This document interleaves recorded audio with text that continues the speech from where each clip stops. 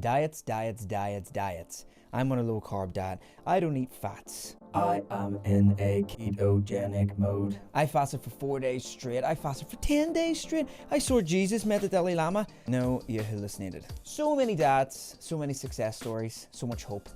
So what's my opinion on these? Well, first, let's define the word diet. The kind of foods that a person, animal, or community habitatly eats. A vegetarian diet, for example. A special course of food to which a person restricts themselves, either to lose weight or for medical reasons. I'm going on a diet.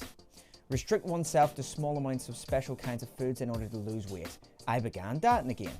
There you go. Bet you didn't know that. So, with that definition in mind, what do I think of these diets like keto, fasting, paleo, blah, blah, blah, blah, blah, blah, blah? They are fucking awkward. I'm sure you all have busy lives as it is, work, school, kids, other creative pursuits you want to endeavour, or perhaps it is just sitting on your hole binge watching Netflix, but you'd rather do other things other than awkwardly orientating your life around whether or not you are in ketogenic mode. Or has it been 15 hours or 16 hours since I last fasted? I can't remember. Most of these diets have the same thing in common. They are all calorie restrictive, or they don't proclaim to be, but the way the diet is orientated as such ultimately puts the user into a caloric deficit. Now, that information is not new. We all knew that before, but here we dabble under a question of effectiveness and usefulness. Let's take keto, for example. Yes, when you become ketogenic, you are burning fat, but you also do this when you undereat. The idea of depriving yourself from an essential micronutrient is absolutely batshit crazy to me. Carbohydrates are essential, especially if you're training. They are highly efficient and highly effective for a number of things: muscle recovery, performance, brain power, etc. Let's take fasting, for example. Yes, it's very primal, is what I hear. Our ancestors fasted for days on end and consumed big meals. Our ancestors also sacrificed their children to the sun. So let's get up to the temple here and see some heads roll. Just because something is evolutionarily primal doesn't mean it's effective or useful for, wait for it, your modern era based goals or obsession. Our ancestors didn't have obsession to get as big and as juicy as feasible as possible, or to look shredded and ripped.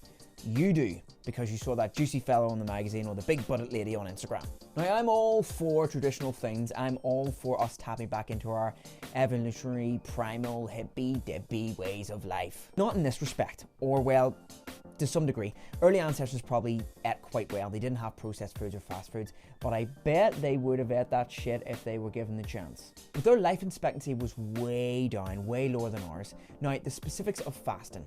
No study directly shows it's more superior method to weight loss than a restrictive calorie one. There are some studies that discovered fasting boosted working memory in animals and verbal memories in humans, improved heart health, blood pressure, etc. But for each of these studies, there are also studies showing no causal relation, such as science. So you do you, but I'm just saying the evidence is not very concrete, and things like toxins from the body, it's all crystal skull, ghosty, posty, hippy dippy, chakra aligning shit. Now for the anecdotal. I actually did these diets for years back. I did these for several months after I had initially lost a bunch of weight, and my goal was then wanting to gain muscle, but just to get even more ripped.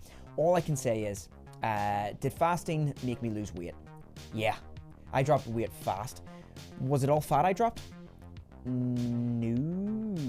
I actually lost a lot of muscularity actually. Now, this could be due to the fact that eating within an 8-hour window is pretty hard when you're trying to tick off all your boxes for nutrients and food. You end up feeling bloated and stuffed after your first meal. It's kind of like waiting on Sunday all day for your Sunday dinner at 4 o'clock, and then you eat the big lump of Yorkshire puddings, potatoes, gravy, meat that your mum shoved down your throat. You feel shit after it. In terms of keto, I used to do this for prepping for photo shoots.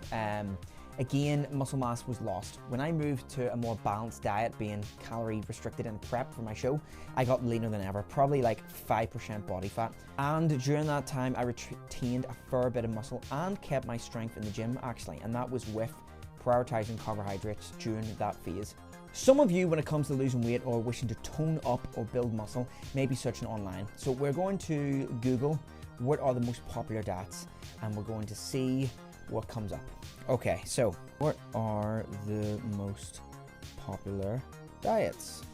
Okay, so we have a few things here. So healthy eating, low carbohydrate diet, ketogenic diet, Atkins diet, DASH diet, paleo diet, intermittent fasting, blah, blah, blah, blah, blah. Let's go down each one. So, okay, yeah, that's pretty good. Shit, diet, okay, that's quite open. I can, shit, okay, shit, awkward. Why would you even do that? Why would you even do that? Why would you seriously even do that? What the fuck? No, awkward. I have no idea why you would want that. Awkward. Organic food is just fucking dear. Blood type diet. This would be like a hospital thing, a medical thing or something. And Whole30. Yeah, most of these are just awkward. The point of this video is not to deter you, especially if perhaps you're finding success with these diets already. Far from it. The point of the video solely is to show you that a simple approach is generally the most sustainable one. The science of weight loss is not difficult. The science of weight gain is not difficult. This is all fundamentally understood. The execution of these things, however, is difficult.